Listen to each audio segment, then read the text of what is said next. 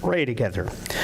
Father, right now we give you glory and honor, and we are giving you thanks for your word. We ask that you would bless all of those that are down in Guatemala, help them to be able to do your work down there, whatever that looks like to them, and keep them well and bring them back. And thank you that it's getting lighter and lighter, and Lord, it would be really nice if it got warmer and warmer. Amen. I know that it will get warmer and warmer. I'm just like, right now, this month, I'm like, come on, melt. We're going to need a boat. We might need a boat with the meltdown. Yeah. All right. If you have your notes, where we're going to go in your notes is on page number 6. Yes. Okay. Now, I have noticed in my life that it's like there are more people that want to argue about God being, I don't want to use the word bad, but not always good.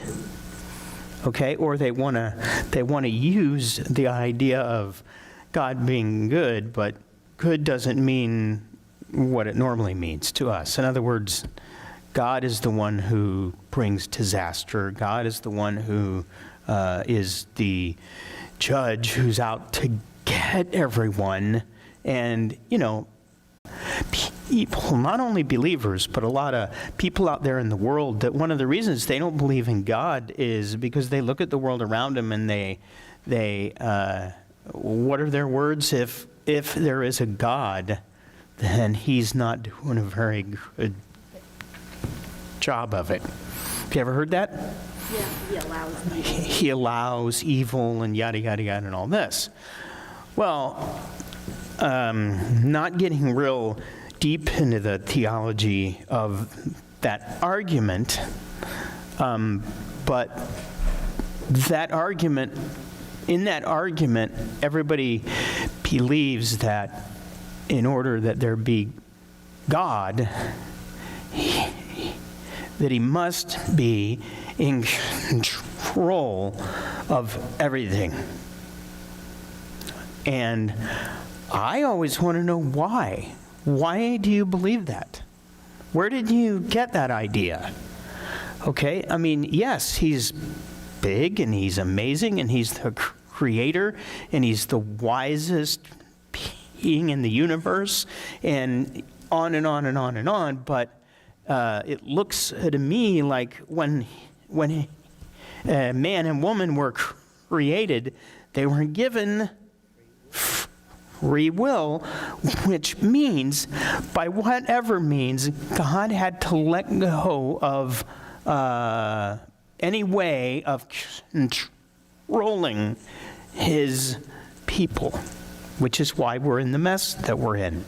However, in the mind of God, I believe that our freedom and the ability to be in relationship with him matters to him more than it being a mess. Okay? Isn't that hard for non-believers to grasp? I know that it's hard for anybody to grasp. Like as a Christian, when you're reading it and you know it and you're discussing it in your community, it's still hard to get your head all the way around, even more so without all of that discussion and the word, I think. You're right. And, we have thousands of years of that belief being out there, okay? It's like it's in all of our religion, basically, is that idea. That, and it's even in music. I remember years ago there was a worship song, and it went, God is in control, la la la la la la la, or something like that. And I was like, I am not saying those words, because that, to me, that isn't God, and that isn't even good. Nobody has the right to be in control of anybody except one. You.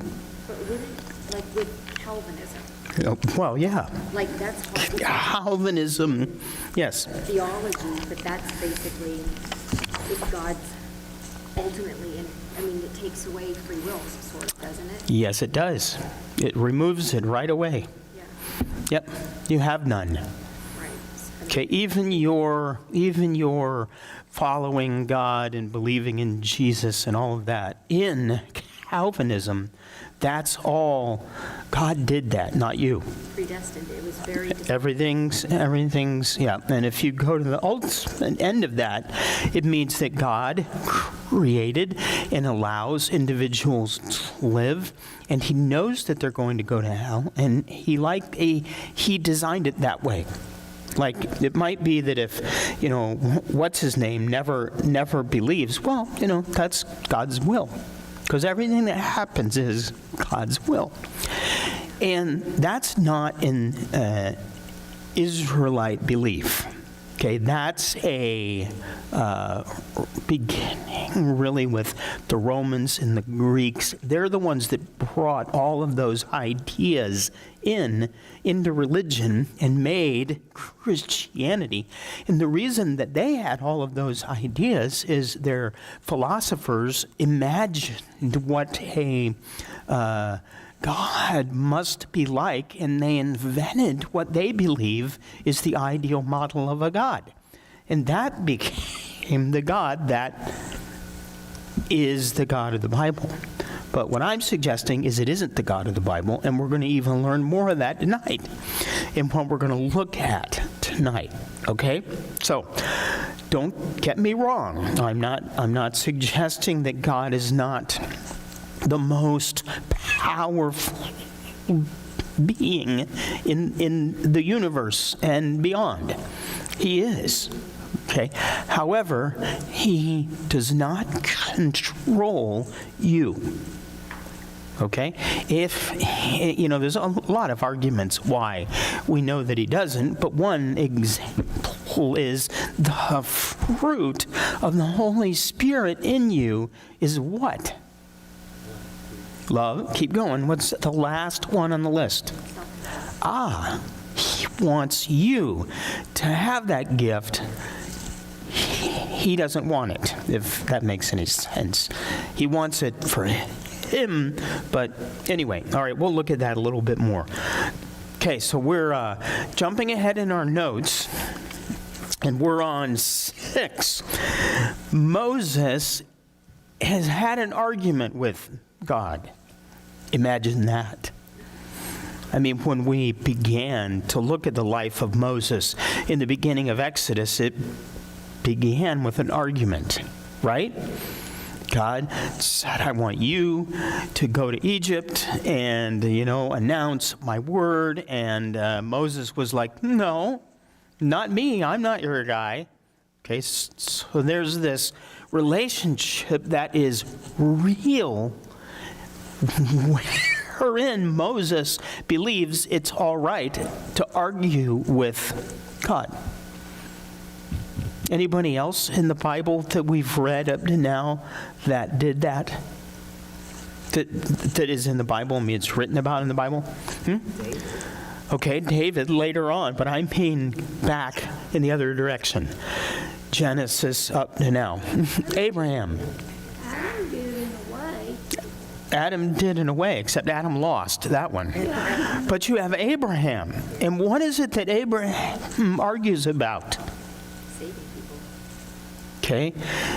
Because Abraham believes, for whatever reason, that God's going to go down there and he's going to wipe everybody out, regardless of whether there are any righteous there. And you remember, Abram's words were, in English, it really is translated something like, how dare you wipe out the righteous and the wicked together? Ooh, that is cool. Okay? And God's like, well, I know it doesn't read that way. There's a reason why it doesn't read that way. The reason is the translators of it in English do not like that. Okay? So they make it milder. But in reality, it's more like, how dare you? Kind of like, there's no way you're going to do that. You are the most righteous being in the universe. How would you even? And God's like, I'm not going to do that. And he didn't. He got Abraham's nephew and his family out, right? He got Noah out, right? Okay, so you have this already, this history and pattern wherein it's all right to argue with God. Okay, now, our arguments, most of them we're going to lose. But God doesn't go, because we have an argument with him. But Moses has the argument with God. Why? This recent one. Because God is ready to wipe out all of Israel. And Moses argues that's not right and that's not a good idea. Okay? Back on 4, in the middle of 4 in the notes, in this argument, Moses literally looks at the Lord and utters the word, repent. Can you imagine that? All right. And his argument is based on, number one, he reminds Yehovah that Israel is your own people. Because earlier, God had looked down at Moses and said, hey, buddy, your people are messing up down there. Okay, so now Moses reminds God, oh, by the way, they're not mine, they're yours, all right? And secondly, he warns Yehovah that he's going to ruin his reputation with the Egyptians and then everybody else in the world if he doesn't keep his word about Israel. Because the Egyptians are all going to go, well, your God is just as bad as our God, because your God brought you guys out into the wilderness so that he could wipe you out. Right? And then the last reason is that Moses reminds Yehovah of his promises to Abraham, Isaac, and Jacob. Okay? And then you remember Moses went down the mountain, and Aaron was there, and they had made the idol, and they were worshiping the idol, and on and on. But okay, now we're on 6 in the notes. So in 33 of Exodus is where Moses, because he heard from God. God said to him, look, I'm going to send my messenger with you, but I'm not going to go with y'all, because if I do, I'll wipe you out. It's not going to work. So Moses is like, well, you know what? If you're not going with us, then we ain't going. Can you just hear this? Moses is a man that has guts. And yet, we read a little bit later on, Moses was known as a friend of God. Okay? So, one of the things that I learned from this reading is there's a level of relationship that is available to us with Yehovah that is much more honest than we know. And that he desires us to have a little, what's the word you used? Chutzpah. Okay? He likes that. All right? So then God, he's like, all right, I'll go with you guys. And then Moses, he says, if I have found favor in your eyes and you know who I am, then I want to see your glory. I want to know you more, basically. Okay? Now, this is where we pick it up in the notes on Hicks. He says, when my glory passes by, I will put you inside a crevice in the rock and cover you with my hand. Wouldn't it be amazing to be on that mountain and find out where that was? Where that little crevice was? Okay? Until I have passed by. Then I will remove my hand and you will see my back, my achor, but my face is not to be seen. Okay. Does God have a back and a front and a right arm and a nose? Does he have eyes? Does he have feet? It was Jesus, Yeshua. Remember the woman at the well? He looked at the woman at the well and he made this bold statement. God is what? Spirit. Not God is a spirit. God is Ruach. He is spirit. That means he's like the wind, and in a way, to us, at least right now, usually, he's invisible. Right?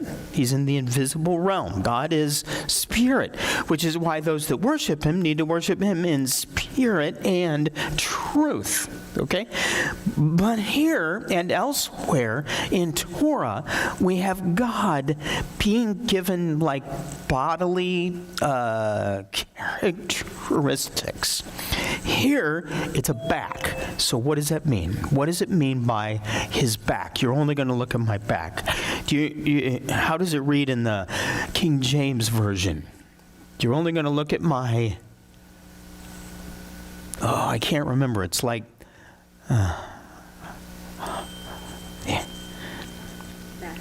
Back parts or something like that.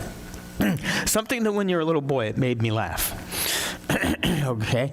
Because I don't know what that means. All right, well, here's the idea, and I've read this from more than one Bible theologian guy, okay, that is a Hebrew in background, and Jewish rabbis.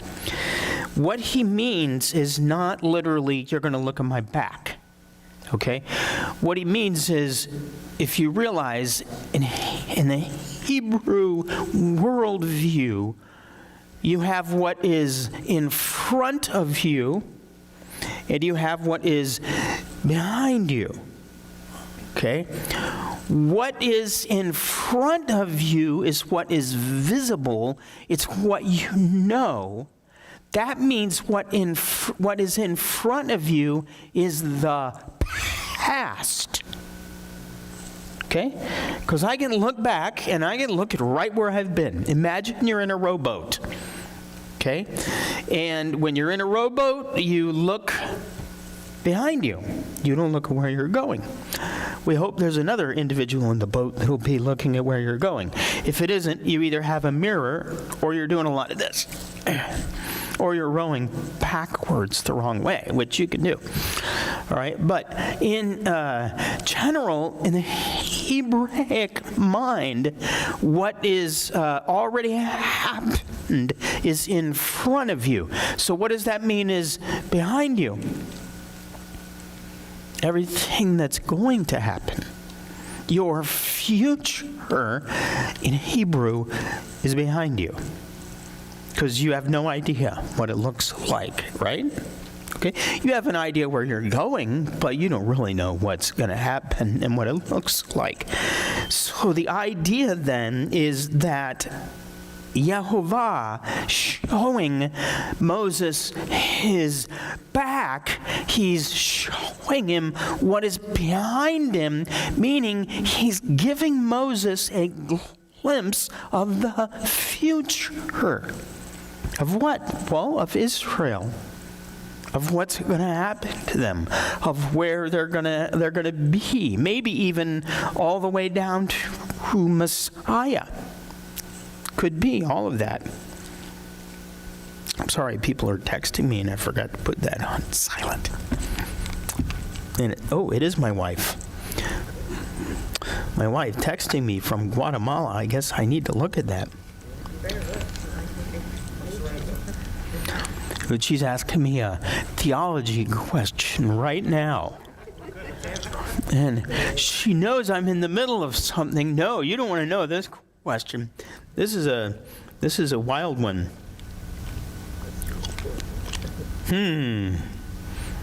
Boy, she ends it with, "What say you?" Yikes. Tell her we said hi. Yeah, I will. Everybody online says hi. I'll deal with that one later. Because we're in the middle of another one. All right, back and front. By the way, I have this quote of Skip Moen in there who basically agrees with what I'm bringing out, as well as the guy who wrote that book, Betrothed, An Intimate Walk with God. It's a really good book. I'm rereading it right now because I read it years ago. It's worth the read. He writes about the rowboat and about what this means. Okay, so now God says to Moses, now you're going to cut out 2 more tablets of stone because you broke the other ones, right? Okay, now God cut out the other ones. These Moses is going to cut out, but God isn't going to be the one that writes on them. Okay? So, I don't know, maybe you heard Moses wrote the second batch. No, God wrote both batches. Moses cut the rocks out on the second batch. Okay? Now, when Moses is hidden in this cleft of the rock is when Yehovah, who is Ruach, wind, spirit, passes by and words emanate out from him, and they are his words of, "This is who I really am. This is my nature. This is my name," which is why he begins with his name, right? And his name, by the way, the complete Jewish Bible says Adonai passed before him and proclaimed Yud-Heh Vav-Heh, Yud-Heh Vav-Heh. No. Okay? First of all, it wasn't Adonai, it was Yehovah. So basically what you have is Yehovah passed in front of Moses and said, Yehovah, Yehovah. Okay? Whenever anything is twice in a row in Hebrew, it's like a lot of exclamation marks after them. Okay? It's like this is major emphasis. There are not a whole lot of those in the Torah. One of them is Adam and Eve, when you can eat anything you want in the garden. It's doubled, okay? And then at the end of the statement, he says, "But don't eat of the tree in the middle of the garden, the knowledge of good and evil. In the day that you eat of that, you will die." Major emphasis. So now he's doing this with Moses, but he's using his name. So it's Yehovah, Yehovah is Elohim. God is God, in other words. Okay? Then he gives all of these words that are descriptions of his nature and what he is like. Okay? Now, right now, we're going to look at this other page that I gave you that has English and Hebrew on it. Anybody else need one? Did you guys all get one? By the way, this is available online at Blue Letter Bible. Has anybody ever been there? Blue Letter Bible. Okay? All you got to do is look up the verse and then look up the interlinear, and then you'll get something that looks just like this on the web. Okay? I thought it would be nice if we read Hebrew, and that will allow you to practice your Hebrew. Okay? Now, the way this is laid out, you'll notice we're not going across, we're going down, okay? Because on the Blue Letter Bible, each Hebrew word is dealt with, all right? So if you look at the Lord, see that? The Lord. In your English Bibles, it's not Yehovah, Yehovah. It's not Adonai, Adonai. It's not Yud-Heh-Vav-Heh, Yud-Heh-Vav-Heh. It's the Lord, the Lord. Okay? But you know, because you know Hebrew, that in Hebrew it's Yehovah. Okay? Which, by the way, is what that word is in Hebrew. Now, you'll notice on a lot of these there are two words. All right? One is the word as it appears in the Torah. The other is the main root of the word. Okay, so with Yehovah, it's only one, even though there's two listed there. They look just alike, don't they? If you read those letters, you'll notice it begins with Yeh. Okay, underneath it are those dots which make Yeh. That's known as the vowel Shwa. When we learned the vowels, it was the last one on the list, and it's the only one that makes the sound Okay? So it's Yah. Okay? Then you'll notice the next letter is what? Hey. Okay? So there's a Yah and a Hey. The Hey has a Vav after it, and the Vav has a dot over it. That's your next vowel, which is O. Okay? Then you pronounce the Vav, and then the vowel underneath it is Ah. See the thing that looks like a T? And then you have a Hey at the end. So all together, it's Yah-O-Va. And the O is the little dot on the Vav. Got it? Clear as mud. Okay? So, Yehovah, Yehovah, the Lord, the Lord. Look at the third word down, which in English, James is God. Okay, what is the word there? You have those two dots that make a eh. Okay? And the aleph, which is silent, and a lamed. So it's El. Can you read that in Hebrew? El. El, okay? Yehovah, Yehovah, El. Then you have this word, we're going to go ahead and pronounce it, begins with a resh, okay? And it has the ah vowel under it, okay? So you have Ra.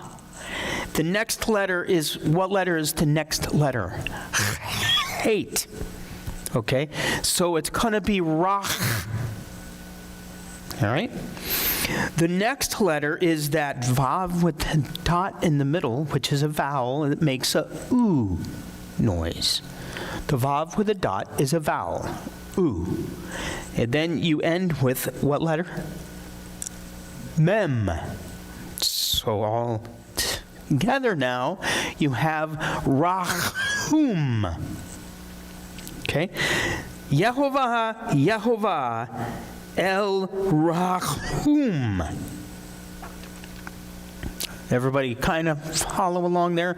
I'm not expecting you to just read it, all right? But at least be able to follow along, kind of get an idea of where I'm going here, okay? Now, the next word, all right,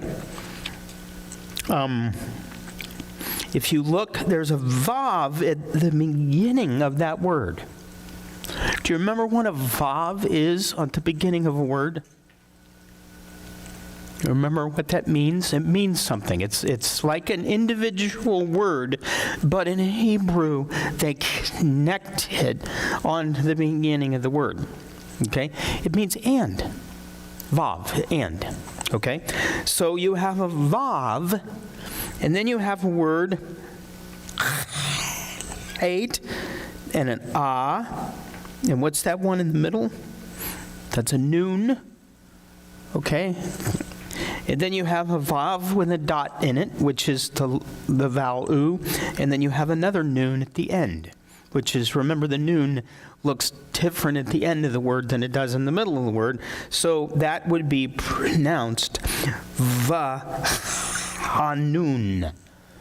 Va-hanun. Okay, so look at this. You're reading Hebrew. We're not going to do all the words, but we'll do a couple more of them here. Okay, let's do the next one. I love the next one. Okay, now those three dots that look like a triangle underneath the aleph, what is their noise that they make, sound that they make? Remember? Eh. Okay, so you have two ehs in a row.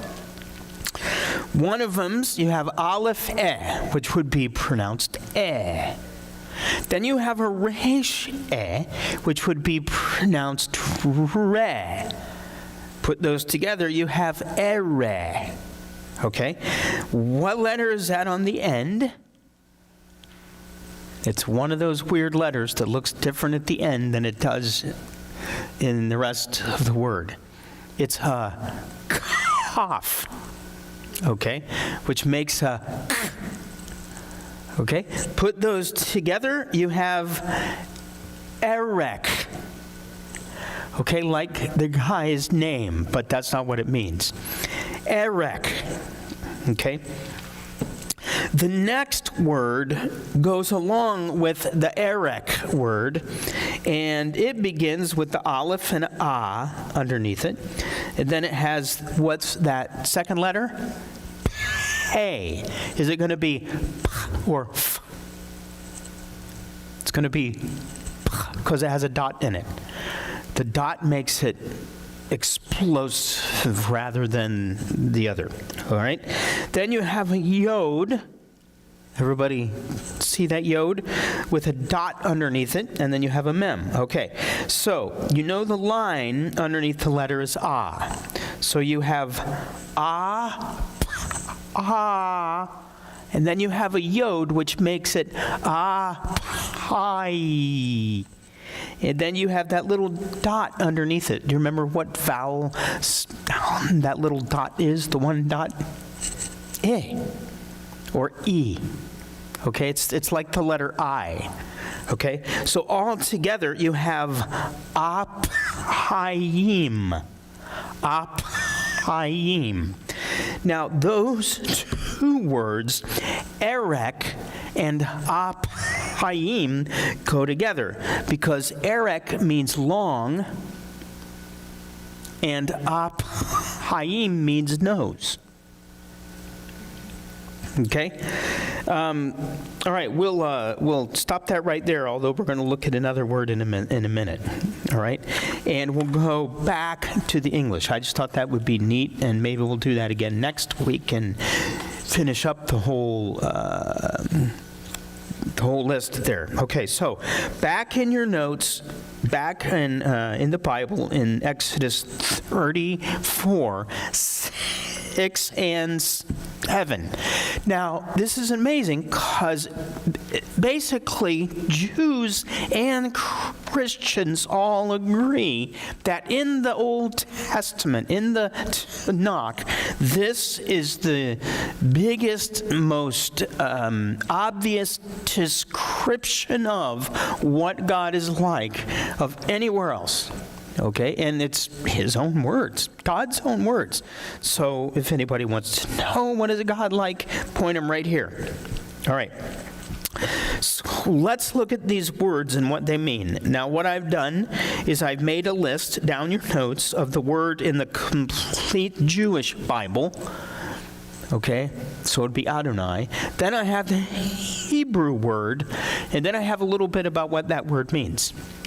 Okay, so we begin with Adonai, Yehovah, his name, the unchanging, merciful, covenant-keeping God. That's his nature. That's who he is. Okay? The word that we normally use for God, which is the word God, isn't a Hebrew word at all. But even the Hebrew word, what's the Hebrew word for God? Elohim. Okay? Sometimes it's El. Normally it's Elohim. Elohim is not a name.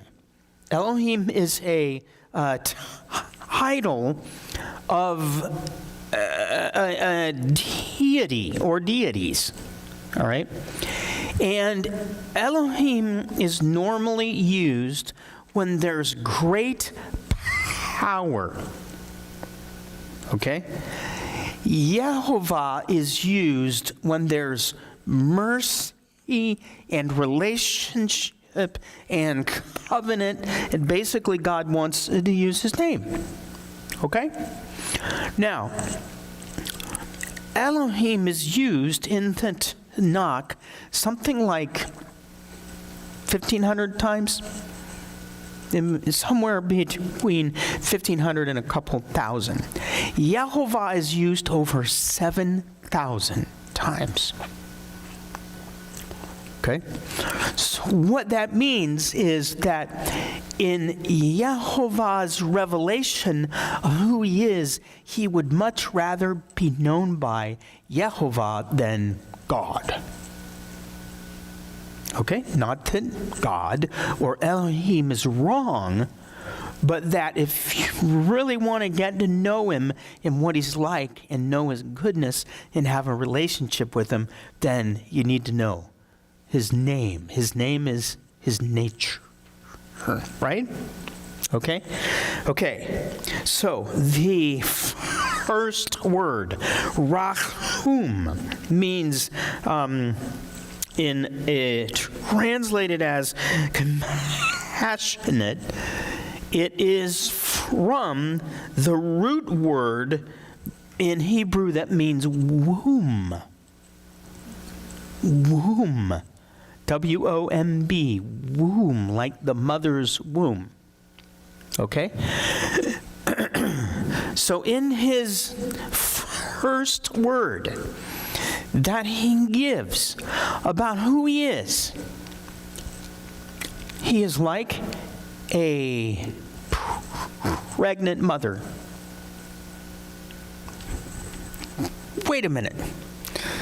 If this is the God, Elohim of the universe, how is he beginning laying out to Moses and all of us who he is as saying, you know what?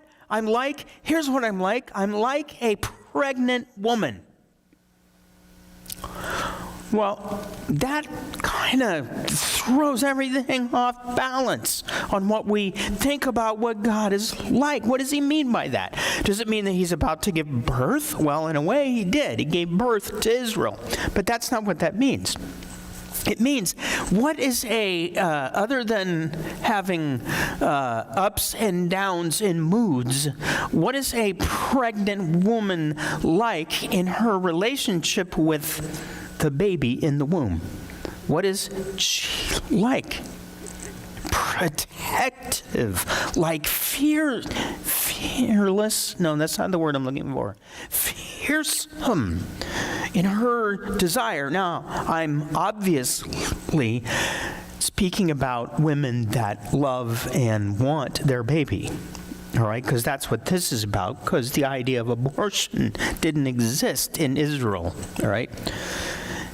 He's letting Moses know that in the core of his being, he loves Israel. I believe he loves every human being, and wants to be like a mother to them, their protector, their guardian, the one who nourishes all of that. Okay? That's a neat God right there.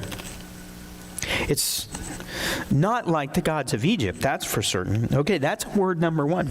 The second word is merciful, at least it is in complete Jewish Bible.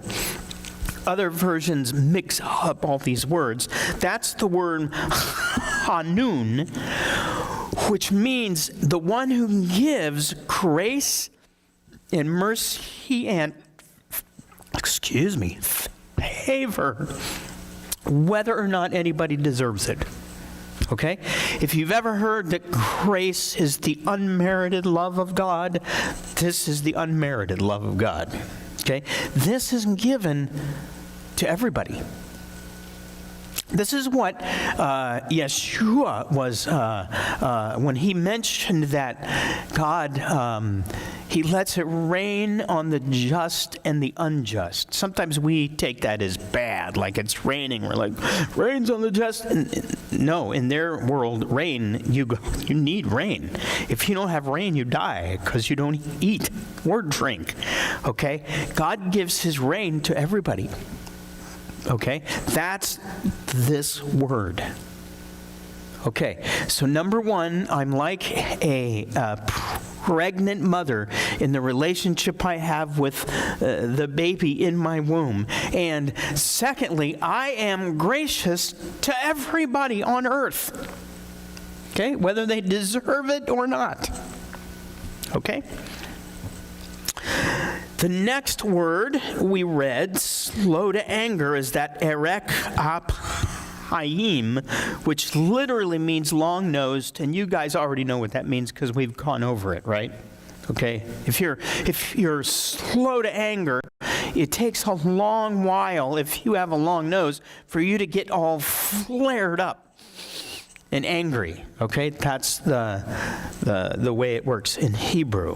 All right, now. Just that right there is amazing. That doesn't mean that he doesn't get angry. It means that he's slow to get angry.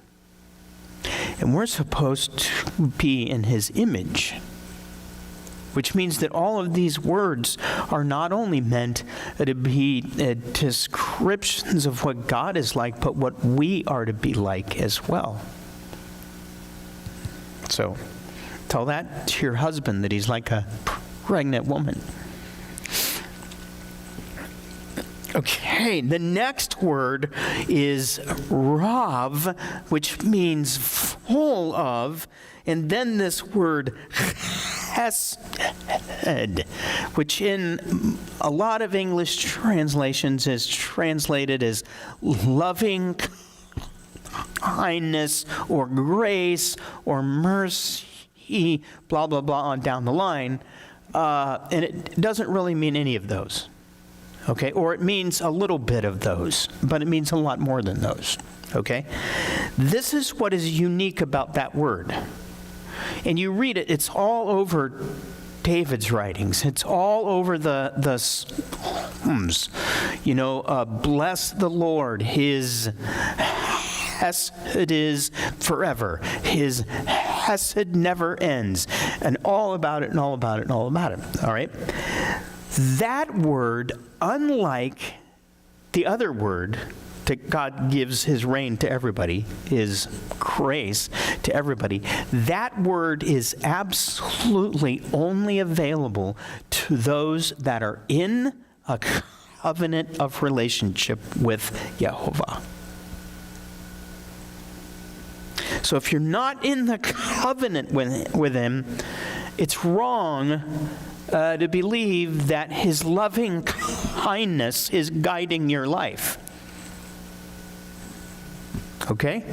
His grace may be can kind of helping you out a little bit here and there, but his Hesed is not guiding you and holding you because you're not in relationship with him.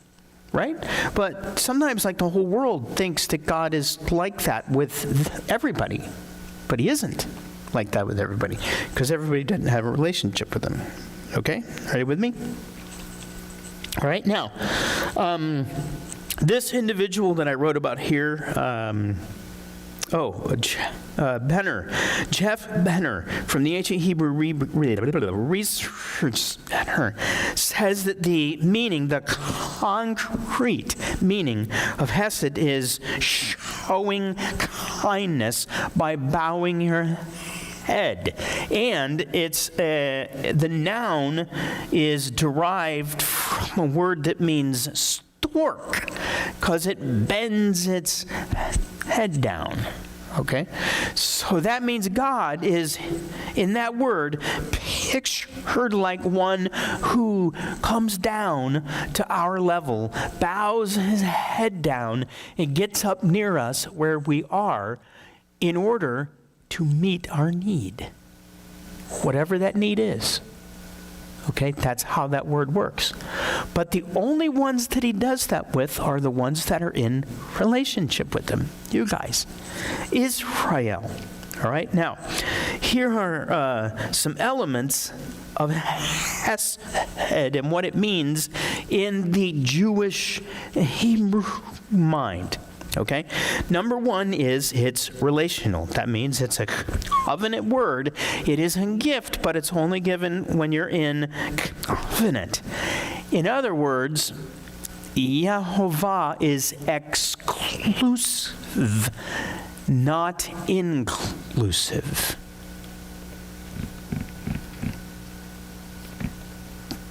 That doesn't work in the woke world very much, does it? Okay, that he is exclusive means he wants you to be his bride. If he's exclusive, it means only those that are his bride are able to be in this relationship with him. Well, that makes complete sense. It works that way in regular marriage, in our marriages, right? We are to be exclusive in our marriage. I don't include every other woman in the world. Okay, that would be evil to do that, all right? So that's number one. Okay, now, secondly, the second thing about Hesed is it's reciprocal. In other words, when it's given, I am expected by the giver to be obligated. Okay, so this idea of free grace for everybody is not this word. All right? This word is, look, if you want to be in a relationship with me, it'll be a relationship of love. Absolutely. And I will watch after you. Yes, because I am loyal to my covenant, and I will. But you got to realize that now you owe me. Is that right? Do we owe God? Doesn't Paul write that you are no longer yours? You have been bought with a price. Okay? So there we go. Okay, I obligate it. Now, if I refuse to obligate myself, guess what? Snip, the Hesed is removed. Can you think of that ever happening in the Bible? With anyone or any group that had that relationship and it was removed because they were rebellious? Yeah, Israel. Sons of Solomon. Yeah, you're right. Okay, and it's all over. I mean, there are points where Israel was like, "What in the world is happening to us?" Look at the book of Judges. The priests, everybody, over and over and over again, you have this withdrawing of Hesed, because those that are obligated and owe God rebel and go the other way. Okay. That doesn't mean that you won't get his rain grace. It may rain on you, right? His rain falls on the just and the unjust. But it means that relationship, that bridal relationship is, okay, done away with if you do not obligate yourself. Okay. The next one it is transitive, which is really neat. That means that when you are given the gift of my hesed, you are obligated to hand it off to someone else. Okay? Which goes right to the root of Yeshua's words. If you will forgive those that hurt you, then I will forgive you. Right? It's a both hand. Love God and love your neighbor kind of deal there, right? Okay, so if you're not willing to give that away to others, then once again, it can be removed. It can be retracted, just like forgiveness, which is what Jesus said. It's one of those, that's like one of those verses, the verse in Matthew that you read and you're like, I wish that wasn't in there. Because that's not the easiest thing in the world to do, is it? But remember, this is Elohim, but think of him by his name. This is Yehovah. Yehovah passing by and letting Moses know, this is who I really am. This is my inner being I'm revealing to you right now. This is who I am. Okay, and then finally, Hesed is always active. It is not a feeling or an emotion. It is an act of the will that is demonstrated in loyal behavior. So, I translate the word loving covenant loyalty, because that's what it means. Loving covenant loyalty. Now, if you are removed from God's hesed relationship, can you get it back? Yes. You can get it back. Did Israel get it back? Yep, they did. Okay? Although I don't know why we would want to be removed at all, but, sometimes we learn lessons the hard way, right? Okay? All right, let's keep looking at this list, all right? The next word that he uses about who he is the word emet. Emet. Emet is usually translated as truth, and it is the picture of something that is very solid and hard, like the floor that I'm standing on. Okay, it's like rock solid. That's, emet. Okay, so he's letting Moses and all Israel know he's like the pregnant mother. He loves everyone and wants to do good for everyone. He loves having a relationship that's unique and exclusive and loyal because he wants a bride to be in a relationship with him. He is filled with truth that is as secure as anything on earth. Okay? Rock solid, in other words. Okay, and then it says, showing grace to the 1,000th generation. Okay, that word grace, showing grace, is, let me see, God, merciful, gracious, long-suffering, abundant, goodness, and truth. It's in the next verse. All right, so I'm gonna do something here. I'm gonna take a minute and look up the Hebrew word because I think I know what it is, but I don't want to give you the wrong information. So that would be Exodus 34:7. Exodus 34, verse 7. Keeping, what word do you think that is? Hesed. He uses it again. He says, I will keep Hesed to the 1000th generation, okay? Why does he use the word thousands? Because in Hebrew, that means like forever. Okay? It's innumerable. The length that I will go with to have my hesed to you and your children. It's like that song that sometimes we sing in our worship about, how's it go? The Lord bless you and keep you, make his face shine upon you, children and your children. That's what he wants to do.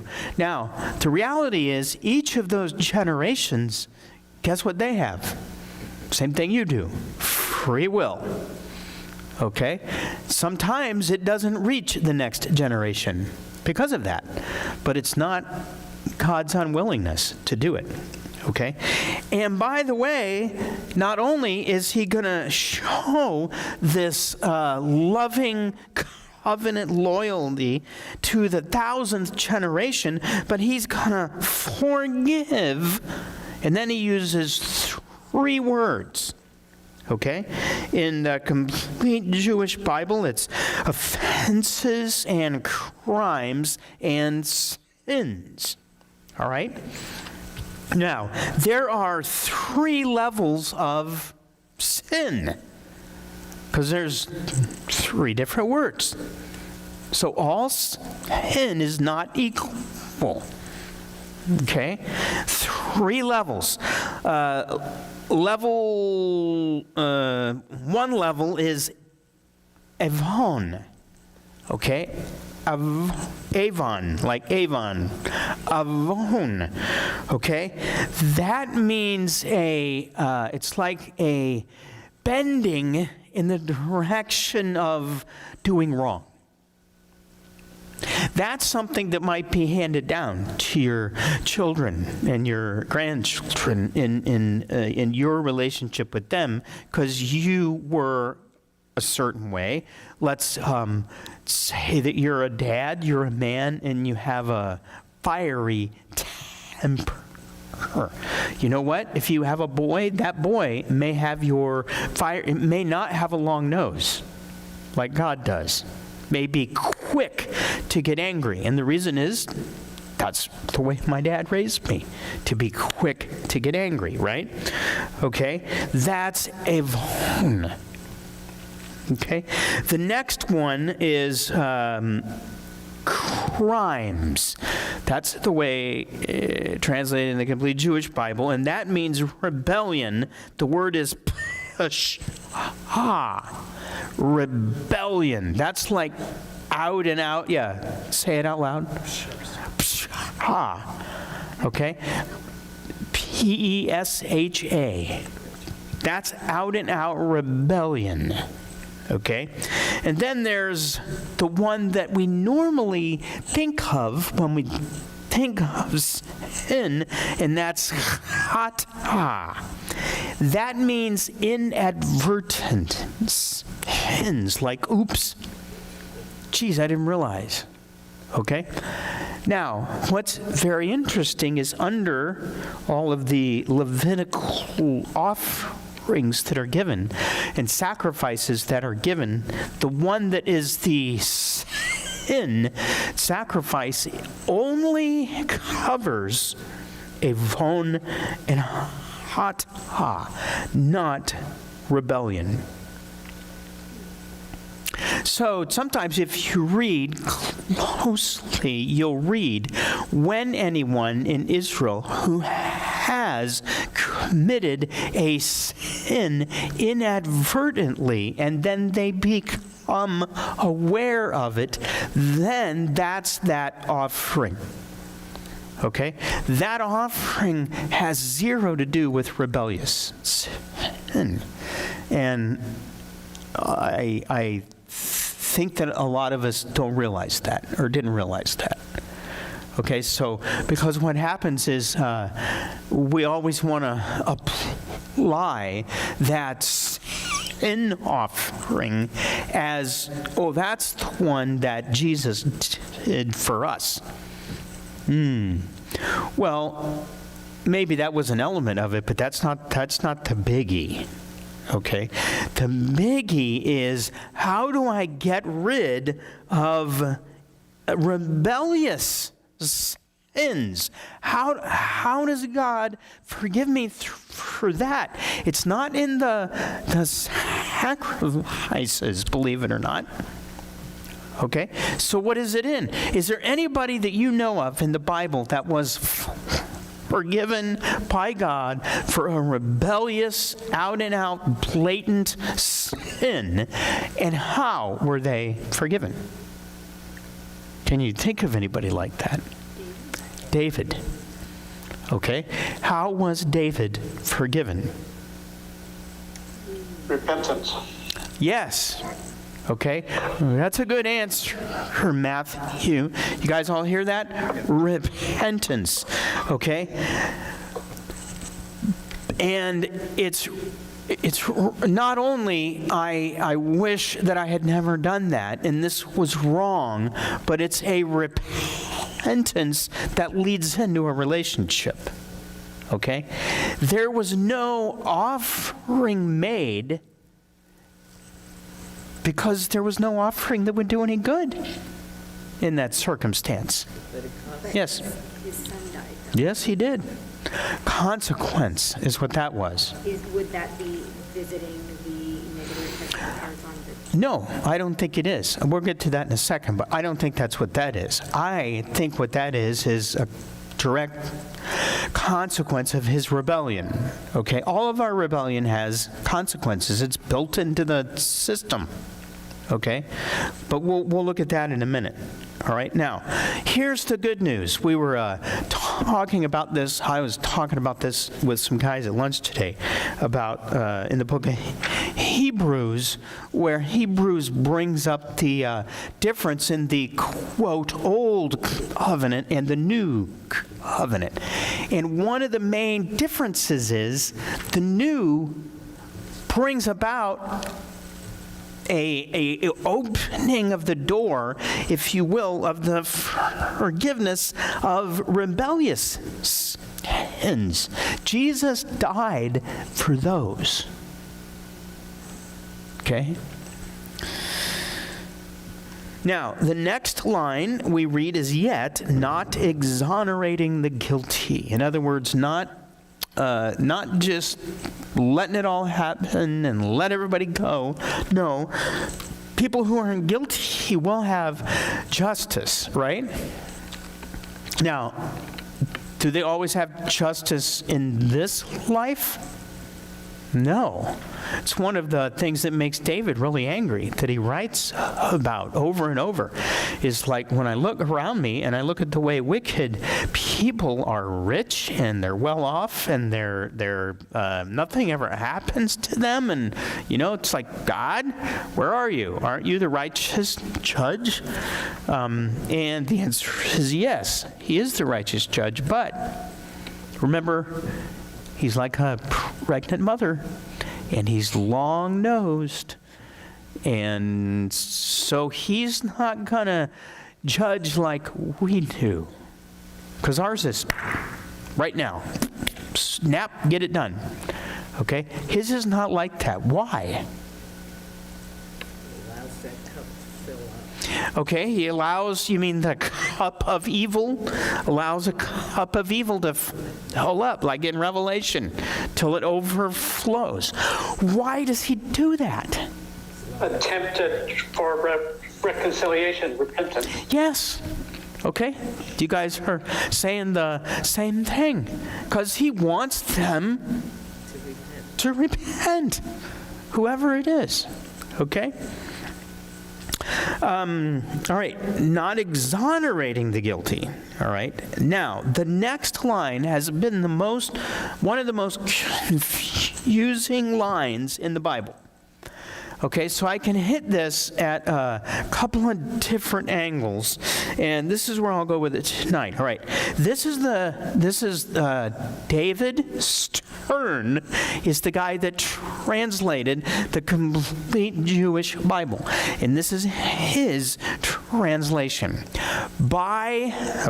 Yet not exonerating the guilty, but causing the negative effects of the parents' offenses to be experienced by their children and grandchildren, and even by the third and fourth generations. Okay, the word that he translates as causing doesn't mean that. Okay, there's the word in Hebrew. It's a pei and a kof and a dalet, which is pakad. Okay, and it means watch over. It may mean visit. I think in the King James it says visiting, but we have the wrong idea of what visiting means sometimes. Visiting doesn't mean that God is the one that makes the bad effects go into the next generation. Or worse, the NIV really blows this badly, because I believe it uses the word punish the next generation. Okay, now, so, I am Yehovah. I am like a mother with a baby in my love. I am gracious to everyone. I allow everyone to live, and I bring my rain on the just and the unjust. And I want to have a loving covenant loyalty relationship where I care for those that are related to me. That will be founded on truth, because I am truthful, and I will show this covenant loyalty into the thousands of generations, and I will bring forgiveness for all levels of sin, although I'm not exonerating those that are guilty or remaining guilty, but I will punish their children and their grandchildren into the third and the fourth generation. Something doesn't fit. Okay?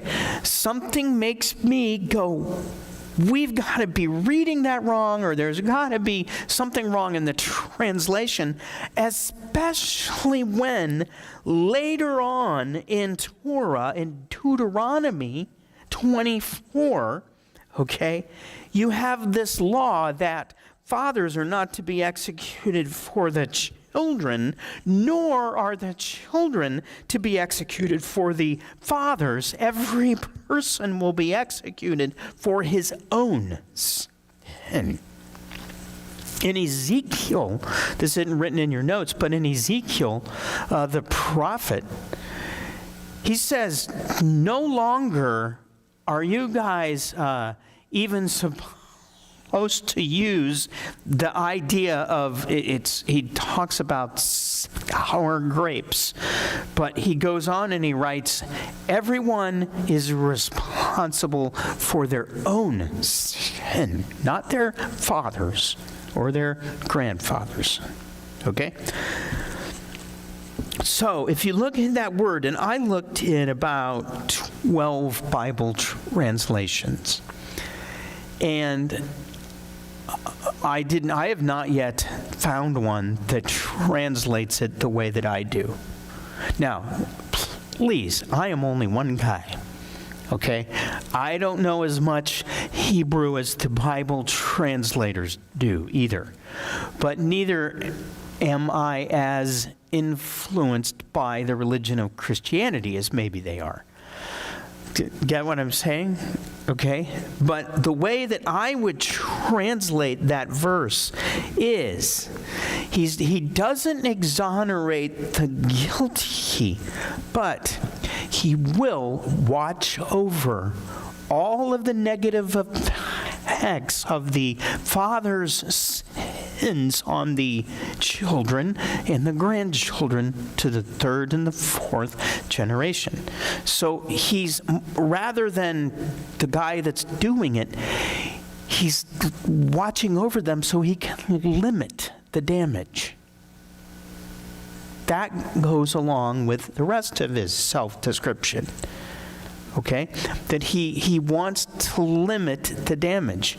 He doesn't want everybody to just, my great-granddad did this. Sometimes we make this generational curse idea, we give it a life of its own that it doesn't need to have. Okay?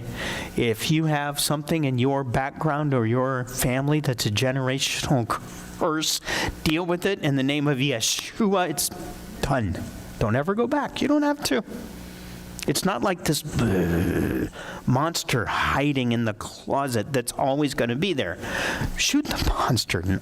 I don't mean anybody that's related to you. You get what I mean. Okay, the monster is the idea of the generational curse that hangs over you. Deal with it. Get rid of it. How would you get rid of it? Pray what? You're right. Well, pray what? Forgive the one who did whatever it is that they did. Okay? That'll break that line that really is a line of bitterness going from whoever that was, father, mother, grandmother, grandfather, whatever, going down into you. Break off the bitterness by forgiving them. Yes? I still ponder Solomon and Rehoboam. Solomon and Rehoboam, okay? Solomon repented, he saw his errors, but it seems like his son chose some bad qualities of Solomon. Absolutely he did. So, Absolutely. Okay, now, sometimes I don't remember things very well. Where did Solomon repent? Where did that happen? I don't remember that. well, he was sorry for what he did. And I mean, his book, what is the book that, Ecclesiastes, maybe? another one? No. Song of Solomon? Proverbs? Proverbs, and it could be Ecclesiastes, where it says everything comes to naught in the end. Yeah. You know, He does. he did in one way repent of a lot of what he did, but yet his son chose the worst of Solomon. He did. to lay on his people after his death. Yes, he did. Which goes back to that idea that everybody has free will. Okay, you have the most amazing king of Judah. And who is his boy? Manasseh. Manasseh's like the worst. The worst thing. So they went from the best to the worst. And then when Manasseh died, his boy tried to turn it back the other direction. And there's evidence in other writings that aren't in the Bible that Manasseh repented. There's a book in, and I think it may be in the Catholic Bibles, all right, known as the Prayer of Manasseh. It's gorgeous, all right? Saw Isaiah in half from the tree. Manasseh. That's what is believed in tradition, yes. Yes. And it is repeated, I believe, in Hebrews in a way, except he doesn't give the name. Christians when they talk about how some of the people died. Yes. Martyred. Yes. They talk That's right. about being soft. Cut in half. Yep. Yep, that's right. Okay. All right, now, let's just stop there for a minute and let that sit there and have some dialogue with a Mike. Here's Mike. This is my buddy, Mike. And we can have some dialogue with him, or we can move on by moving back and seeing if there's anything that we missed. Yes, okay. There you go.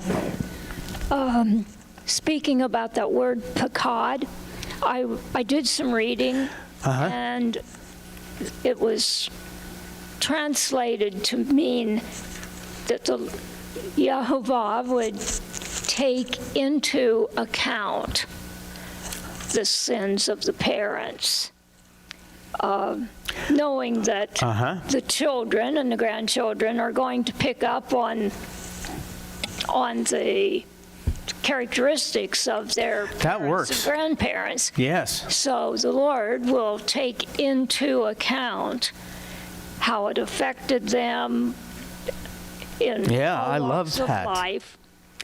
And then this is the part that really stuck with me, that this verse should not breed fear, but hope. Yes, absolutely. Yeah. And I was looking for that Bible translation where it gave you hope rather than, but I haven't found it yet. That doesn't mean it's not out there. I just haven't found it. When you do, let me know. Anybody else? Something? Anything? Nothing? I have kind of Okay. a thing. Yep, hold on. Do you want to? No, it doesn't matter. Go ahead. Wait 1 second there, Matthew.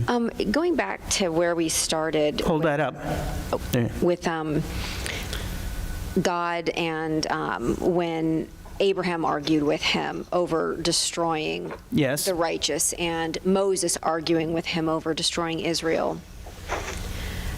It seems odd that those conversations even took place, right? Because God is righteous, God is good. I mean, does he do that for the benefit of Abraham and Moses so they can build relationship? He doesn't have to have that conversation with them, right? Yes, you're right. You're right. Okay, I wish you'd hold it up a little bit more, or maybe you could give a little bit more volume up there, because that's a very good question. Okay, why did they even have to have those conversations? Why did God not just reveal that he's not like that to Abraham? Is that what you're asking? Yeah, because that would, him destroying them when there's 10 righteous or whatever, would not be in alignment with his character necessarily. Right. So there has to be a lesson there or a purpose for Moses, Abraham, us, whatever, beyond. Okay, so here's your options. Okay? We can do the easy way, or we can do the hard way. The easy way, option A, the easy way is the only reason that God was looking or acting like he was angry and going to wipe out Israel is he wanted Moses to rise up and be the intercessor on Israel's behalf. Okay? That is a great way to put God in God position. God in control, if you will. Okay. But Torah presents Yehovah as one that has emotions. And sometimes those emotions flare up. It's why it says his anger blazed, or his anger flared up like a fire. Sometimes fire just is like nice, burning coals or something like that. And then sometimes it flares up, and if you're near it, you're going to get burned. All right? Is that the way that God is presented in the Tanakh, in the Torah? Is he presented that way? Or is he presented as always even? Okay? If you're always even, you are definitely less than human. All right, but you're less than a relational being. Because in relationships, there's always going to be ups and downs and emotions, and sometimes there's going to be anger, and sometimes there's going to be weeping and all of that, which is not the easy answer, all right? But the only words I know that I can use for that answer is, it's only Greek theology that wants the boxes to be there. Okay? In Hebrew theology, you got to get rid of the boxes. Okay? He is who he is. Over here, you read about this happening and it bothers you. Good. It ought to bother you. It's meant to bother you. There's nothing wrong with that. Who says that you can't be bothered by something that you read about God? But if you didn't have that, then you would have less than a relational being. And the Bible, from Genesis to Revelation, is all about relationship. It's all about the fact that your Father in heaven is a loving Father that wants to have a relationship with you, but he is a real relational being just like you. You're made in his image, right?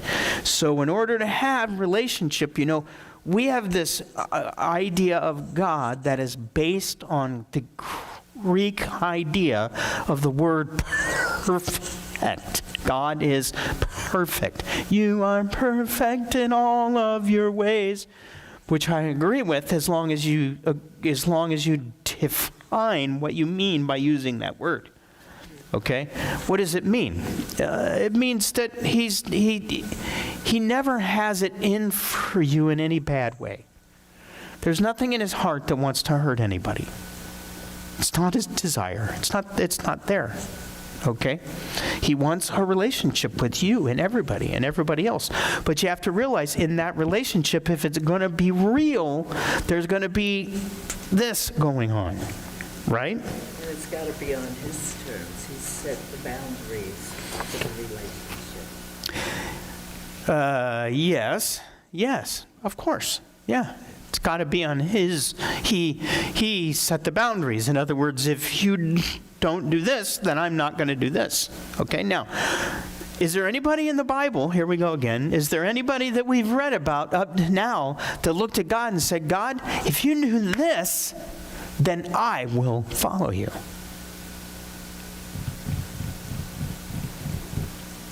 In other words, he threw it out there almost like, if you do not do this, then you are not going to be my God. I am not going to. No, but you're almost. I mean backwards in the Bible. And Gideon threw out a fleece on what he was going to do. This individual threw out, if you will do this and this, then you will be my God. It's from where we are in Exodus back to Genesis 1.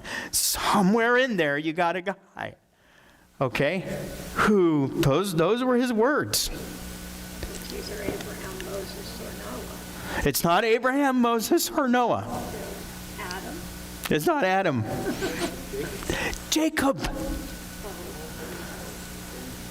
whose name becomes Israel.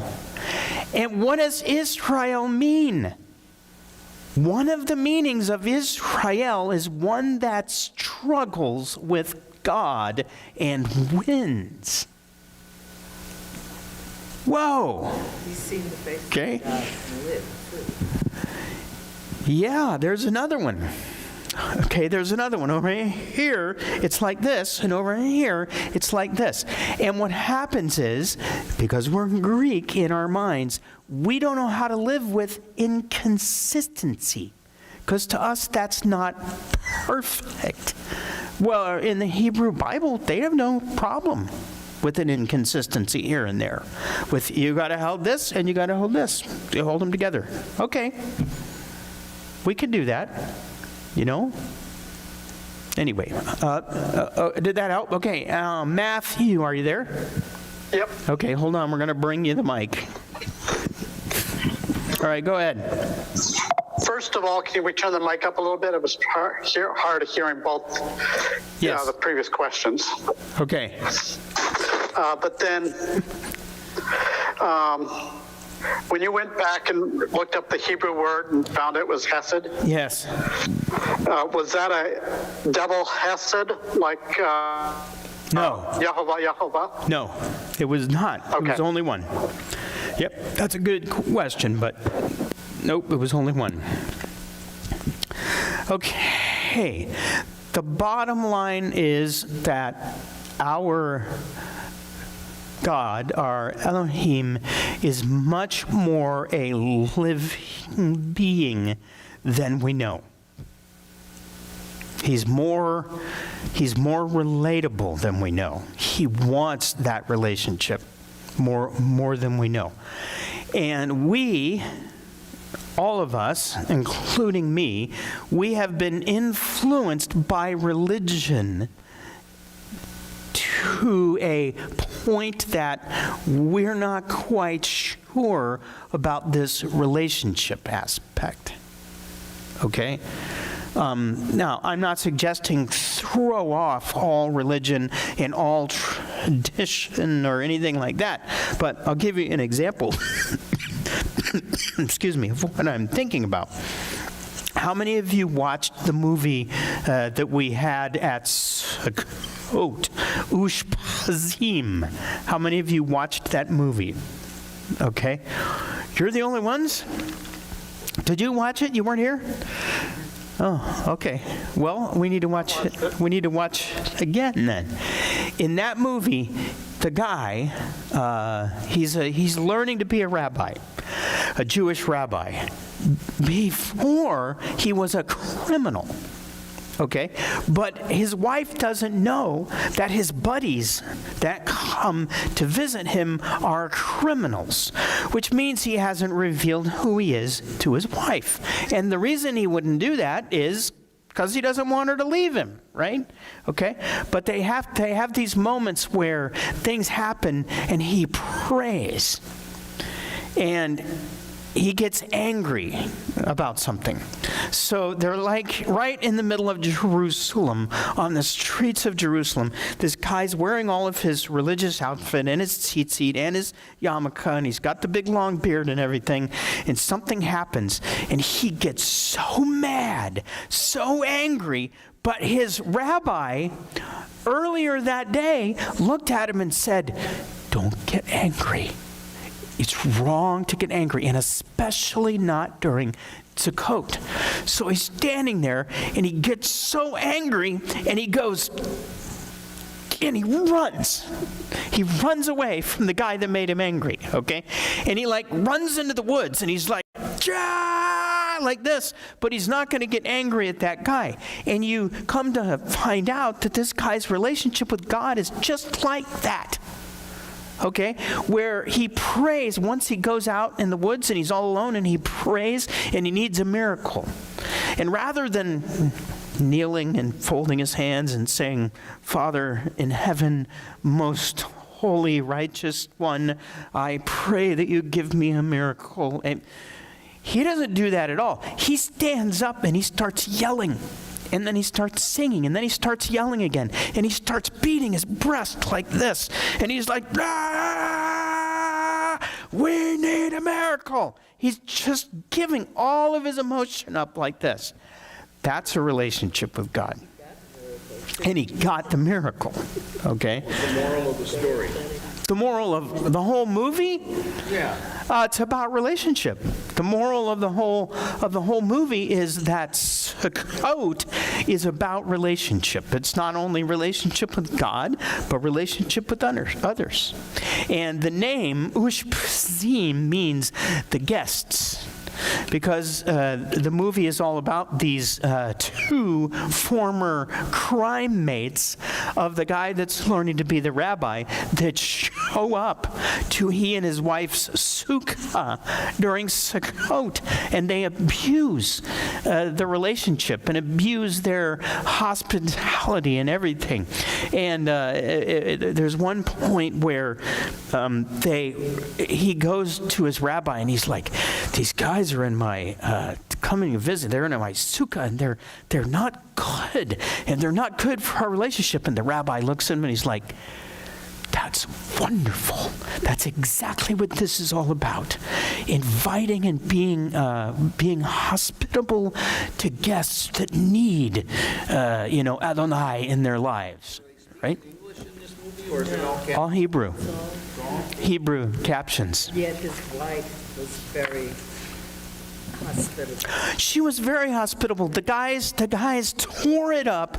They abused everything, and he, the main guy, he lies to his buddies.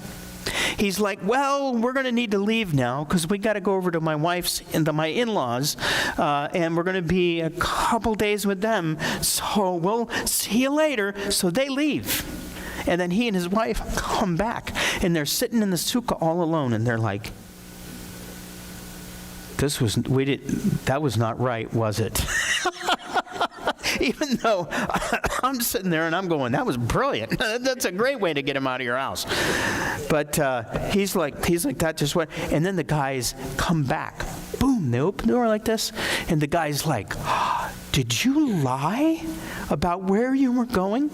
And then what happens is his wife is like, come in, you are an answer to our prayers. Because they came back. It's just cool movie. Yeah. But the reason I love that movie is the way that it explores and gives you a picture of a real relationship with God. It's much more emotional than ours. Okay? Which is what happens when you read the Psalms. Do you realize how much emotion is in there? Wow. Sometimes I can hear David is just ranting and raving. And sometimes he's weeping, and sometimes he's on his face, and sometimes he's up and he's dancing. And we Greeks don't like that. Okay, so anyway. All right, well, it's getting late. That was a neat night. Thank you very much. I'll say goodnight to all of you, and see you Friday night if you're here and going to be around, or tomorrow night if you're going to be at our meeting tomorrow night. Goodbye, online guys, Zoomers.